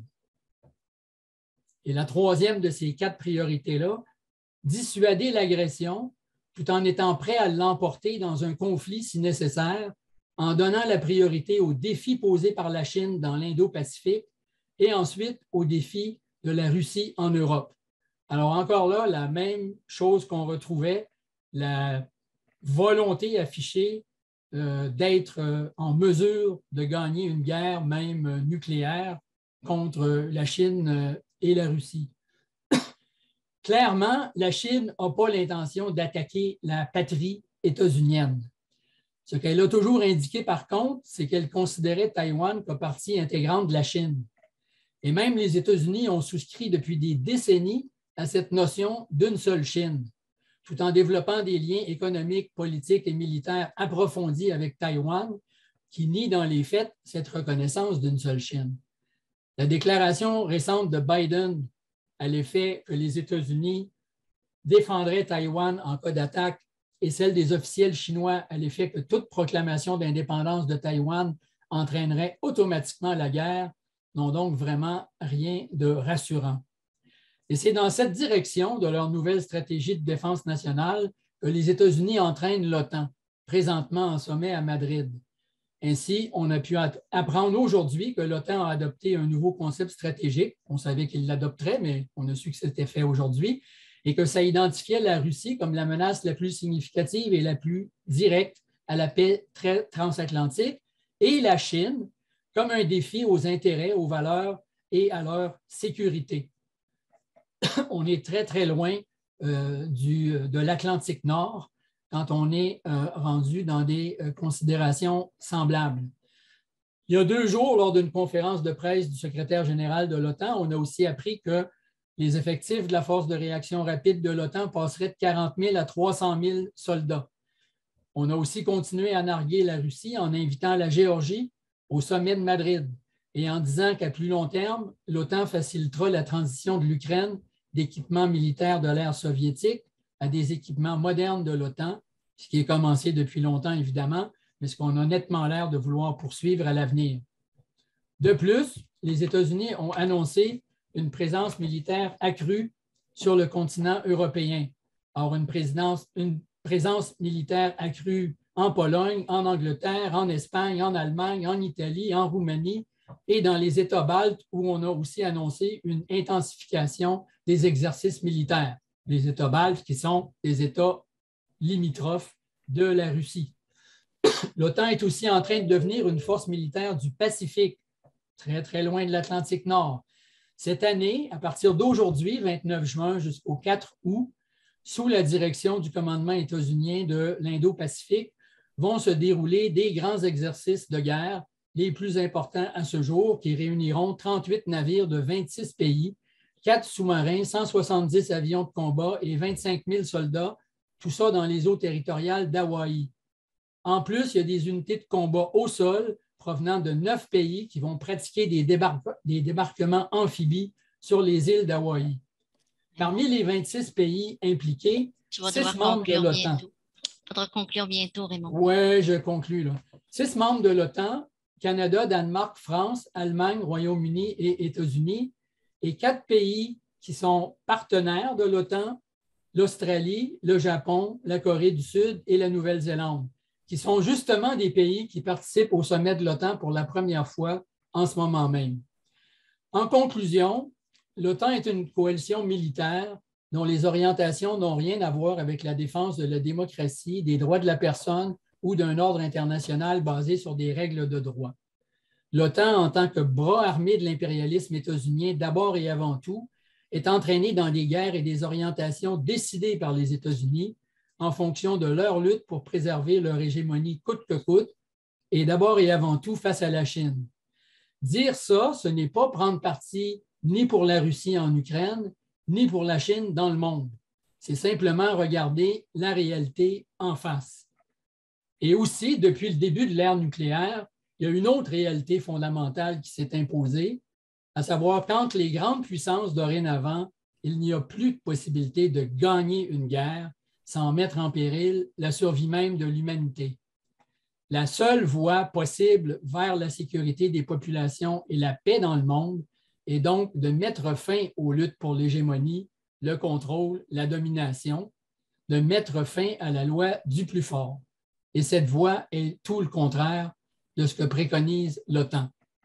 Ce qu'il faut, c'est rompre avec la logique des blocs et que de plus en plus de pays aillent vers la neutralité, le non-alignement et luttent pour le désarmement mondial, nucléaire et non nucléaire. On n'a pas seulement un besoin urgent de désescalade en Ukraine aujourd'hui, on en a un besoin urgent pour le monde entier et dès maintenant. Merci, Raymond. Hélène m'a avisé qu'elle avait reçu une question. Ensuite, on pourrait passer à André Laflamme. Hélène? Alors, oui, c'est une question de Ginette Lewis. La gauche ukrainienne parle de lutte à l'autodétermination contre un envahisseur russe et remet en question la notion de guerre par procuration et de voir l'Ukraine comme un prétexte. Et de voir l'Ukraine comme un prétexte. Que leur répondre? Je ne sais pas si la personne voudrait clarifier sa question, ça me semble.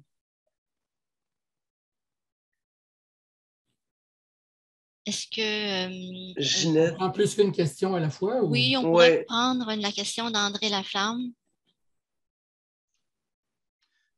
Oui. En fait, ma question elle concerne les contrôles de l'ONU, okay, sur les armes nucléaires aussi. Pour moi, c'est un petit peu nébuleux, cet aspect-là, parce que ce que moi, je me rends compte, c'est que, par exemple, il y a des contrôles qui sont faits actuellement pour empêcher l'Iran d'avoir l'arme nucléaire. Okay? Alors, ces contrôles-là sont faits par l'ONU, okay, quand même, j'imagine. Puis, ce que je sais aussi, c'est que il y a des contrôles qui existent, mais est-ce que ce sont des contrôles qui sont faits par l'ONU? Parce que ce que j'ai cru comprendre, c'est qu'Israël refuse qu'on vérifie, qu'on contrôle ces armements. Parce qu'on sait tous qu'Israël a la bombe aussi. Alors, ma question, est-ce qu'à l'ONU, il y a un organisme justement qui permet de contrôler justement la présence d'armes nucléaires dans différents pays, puis de reconnaître ces pays-là aussi, puis de pouvoir faire des interventions aussi pour pouvoir empêcher aussi certains pays d'avoir l'arme nucléaire. Parce que dans le contexte où l'on est présentement, ben, il y a bien du monde qui veulent avoir l'arme nucléaire aussi. Si je prends par exemple l'Allemagne est en train de mettre un budget fou pour pouvoir, puis ils le disent eux-mêmes, OK, aussi, pour pouvoir avoir l'armée la plus puissante en Europe aussi. Puis avec l'intérêt probablement d'avoir l'arme nucléaire aussi. Qu'est-ce qui pourrait empêcher un pays comme l'Allemagne, par exemple, de ne pas avoir l'arme nucléaire? C'est quoi les contrôles qui existent, les contrôles internationaux qui existent qui pourraient aider à empêcher ce genre de situation-là? Raymond, peux-tu répondre à ces deux questions? Oui, alors je vais essayer de faire ça rapidement, même si c'est des questions assez immenses, là. La question de l'autodétermination ukrainienne, je pense que, comme toutes les guerres, la guerre en Ukraine, c'est toujours plus que juste une seule chose. Ça ne se réduit pas à un seul aspect ou à une seule perspective. C'est clair qu'il y a un aspect d'autodétermination. On a affaire à un pays qui se fait envahir par le pays voisin, qui a un droit à se défendre et qui peut faire des demandes à ses alliés pour avoir de l'aide, etc., etc. Donc, tout ça existe. On n'a pas à choisir nécessairement entre cet aspect-là de la guerre et l'autre aspect qui est une guerre par procuration des États-Unis et d'autres pays de l'OTAN qu'on voit aussi se produire, parce que sans tout ce flot, non seulement d'armes, mais aussi de financement et de soutien de toutes sortes qui vient, entre autres, des pays de l'OTAN, la résistance à l'invasion russe serait certainement beaucoup moins forte et importante. Donc, l'ensemble de ces choses-là existent et non pas, on n'a pas à choisir entre un ou l'autre. En tant qu'Ukrainien ou Ukrainienne, on a effectivement un choix à faire si on est placé devant ce choix-là. Ce n'est pas notre choix à nous ici au Canada. Si on considère que c'est la meilleure chose à faire de ne pas s'entendre avec la Russie, qui est une puissance nucléaire et qui est voisine de nous, à ce moment-là, oui, ça peut être la solution de mener cette guerre-là jusqu'au bout et supposément jusqu'à la victoire. On peut aussi être ukrainien et penser que ce n'est pas ça la meilleure façon de s'autodéterminer pour l'Ukraine. Donc, je limiterai ma réponse à ça. Sur la question des armes nucléaires et du contrôle des Nations unies, les Nations unies n'ont aucun organe coercitif. Donc, ne peuvent pas imposer d'inspection à des pays, ne peuvent pas imposer que des pays se départissent de leurs armes nucléaires s'ils en ont, etc. Il y a un traité de non-prolifération nucléaire qui est là depuis 1970, auquel beaucoup de pays sur la planète dont ils sont signataires. Et dans la mesure où on est signataire de ce traité-là, on se soumet aussi à certaines inspections de l'Agence internationale de l'énergie atomique. Ça peut être pour des vérifications nucléaires civiles au niveau des des centrales nucléaires parce que le traité de non-prolifération nucléaire autorise l'utilisation de l'énergie nucléaire, donc à des fins pacifiques, comme ça peut être des inspections plus au niveau des sites militaires nucléaires. Puis au niveau de l'Agence internationale de l'énergie atomique, il y a le protocole de base du traité de non-prolifération nucléaire, mais il y a aussi un protocole additionnel où on peut accepter comme pays de se soumettre à plus d'inspections de la part de l'Agence internationale de l'énergie atomique. Alors, beaucoup de pays ont dénoncé depuis longtemps le fait que dans le traité de non-prolifération nucléaire, il existe aussi des clauses qui font en sorte que les pays qui ont des armes nucléaires devraient s'en départir, devraient envisager donc de se débarrasser de leurs armes nucléaires et entrer dans différentes ententes à ce sujet-là. C'est pour cette raison-là, parce que cette obligation-là du traité n'est pas respectée par les pays nucléaires, qu'un grand nombre de pays, 122 pays en 1977, ont voté en faveur du traité pour l'interdiction pure et simple des armes nucléaires.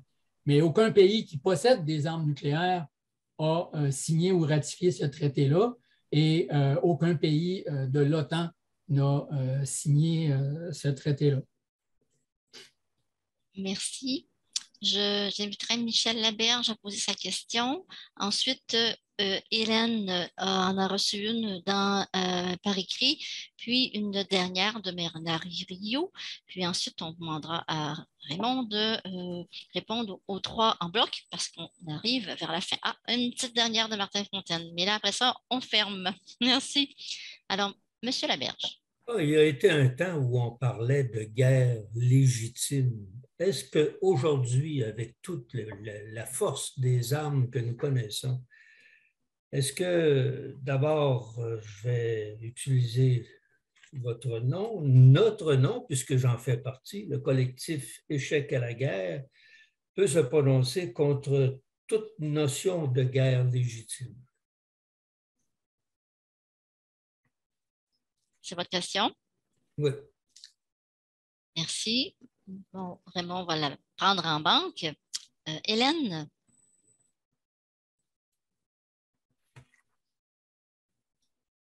Oui, alors, la question est, si on se range actuellement du côté du pacifisme et du désarmement, est-ce qu'on ne se trouve pas à abandonner l'Ukraine à l'invasion russe? Merci. Et j'avais annoncé qu'on prendrait toutes les questions, alors ça en fait 4 plus que 3. On peut quand même y aller comme ça. Bernard Rio? Oui, vous m'entendez? Oui. Oui. Alors, on dit que, d'une part, la résistance du peuple ukrainien a été majeure, qu'elle a été massive, qu'elle a eu une efficacité pour effectivement bloquer l'invasion russe et ses premiers plans. On dit d'autre part que le peuple ukrainien est un seul prétexte. Mais là, est-ce qu'on doit, de cette analyse-là, découler que pour aller vers la paix, il faudra demander au peuple ukrainien de cesser toute résistance et donc de créer une situation pour la négociation? Et quelle serait cette situation pour la négociation dans le cadre où le peuple ukrainien laissait tomber sa résistance? Ça serait quoi le rapport de force qu'il pourrait négocier face à la Russie dans ce contexte-là? Est-ce pas prendre une telle attitude, de prendre une responsabilité majeure qui légitimerait fondamentalement l'invasion russe? Merci. Grande question. Martin Fontaine, une dernière. Oui, j'aimerais ça entendre votre opinion. Là. Sur l'idée que c'est toujours le peuple là, qui paie. Alors, je pense qu'au niveau de l'Ukraine, comme la Syrie, je lisais tantôt le mot guerre par procuration. Là. On s'est servi du champ de bataille de la Syrie pour faire la guerre entre la Russie et les États-Unis, d'une certaine façon. Comme l'Ukraine, ça l'est encore d'une façon plus flagrante parce qu'il y avait quelque chose au niveau du terrorisme d'État islamique en Syrie. Mais aussi, le peuple paie au niveau de la dette. Hein. Il me semble que les banques prêtent de l'argent pour qu'on fasse la guerre, on s'endette. Les technologies dont vous parlez coûtent de plus en plus cher. Là, les armes nucléaires, je voyais que Lockheed Martin fabriquait fabriquaient des exosquelettes. Là, on peut voir ça en vidéo sur YouTube. On voit des drones assassins sur lesquels le Chomsky et puis Stephen Hawking se sont mobilisés pour dire non, on ne fait pas de drones intelligents qui pensent par eux-mêmes, au moins que ce soit des humains qui dirigent ça, parce que ça serait... Alors donc, j'aimerais entendre votre opinion sur ces technologies-là qu'on développe aussi et sur le fait que c'est le peuple qui paie. Ça coûte cher. Merci. Raymond? Oui. Bon, sur la première question, je vais ne pas risquer une réponse, c'est-à-dire que le collectif Échec à la guerre n'est pas un collectif qui considère que toute guerre ou tout recours à la violence est illégitime. Le collectif n'a pas de position sur cette question-là, c'est-à-dire qu'il y a des groupes qui sont membres du collectif qui considèrent qu'il faut être non-violent en toutes circonstances, et il y a d'autres groupes ou individus, parce qu'il y a aussi des individus dans le collectif, qui considèrent que la violence peut être un recours de légitime défense qui s'applique autant à des individus qu'à des organisations. Donc, on n'a pas tranché cette question-là et on n'a pas non plus l'intention de la trancher parce que ce qu'on veut faire, ce n'est pas exclure un certain nombre de personnes qui ne penseraient pas comme la majorité l'aurait décidé, mais de travailler ensemble sur l'ensemble des questions sur lesquelles on s'entend. Je ne sais pas si ça répond à votre question, mais c'est clair qu'on s'est catégoriquement opposé à toutes les guerres que le Canada a menées depuis qu'on existe et à toutes les guerres que les États-Unis ont menées depuis qu'on existe. Donc, par rapport à ces cas-là, il n'y a pas de divergence. Les deux autres questions sont un peu de même nature, c'est-à-dire si on se range du côté du pacifisme, est-ce qu'on n'abandonne pas l'Ukraine ou constater qu'il y a eu une résistance et qu'il y a encore une résistance très, très forte du peuple ukrainien et qu'on leur demanderait de laisser tomber leur résistance en faveur de quoi? Bon, au collectif, on a dénoncé et on continue de dénoncer la guerre en Ukraine. On a dénoncé l'agression de la Russie contre l'Ukraine. On a fait des manifestations 2 fois à cet égard-là. Ce qu'on considère, c'est que ce qu'il faut faire, c'est favoriser des négociations. Et des négociations, ça va nécessairement devoir se faire sur la base de compromis. Et un certain nombre des craintes que la sécurité, la Russie a par rapport à sa sécurité, entre autres l'adhésion éventuelle de l'Ukraine à l'OTAN ou une adhésion de facto, parce que l'Ukraine pourrait très bien ne pas formellement adhérer à l'OTAN, mais être armée par l'OTAN, être entraînée militairement par l'OTAN, puis faire partie des mêmes exercices militaires. Donc, ça reviendrait exactement au même. C'est clair que ça relève de l'autodétermination de l'Ukraine, mais c'est toujours la question à se poser, à savoir quelle est la meilleure chose à faire dans l'intérêt de la population du pays.